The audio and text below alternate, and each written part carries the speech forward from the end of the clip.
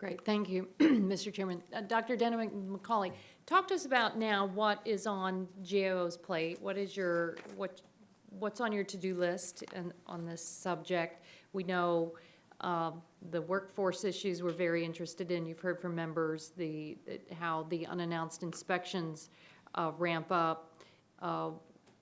This idea of ally working with out-of-country inspectors, especially with allied nations. What can we expect from GAO, also anticipating that we're going to have the FDA in to talk about this too?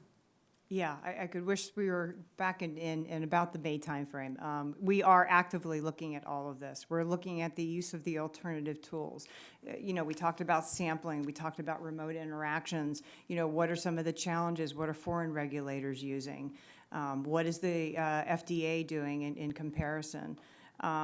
We're also looking at workforce very closely. I mean, that's always subject of all of our reports because it is a key problem that they have. Getting an update on where we stand on the vacancies and the tools and strategies that they have in place to be able to not only, as I mentioned before, to attract, but then also to retain, working with OPM, working with ORA, CEDAR, so the whole gamut there. We're also very interested in the pilot programs.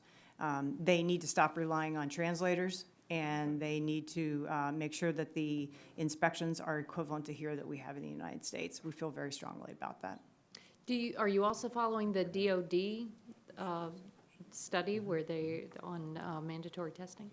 So I don't believe that the DOD is part of the actual review that we're looking at. Our focus is on FDA. However, we'd be happy to look at that as well.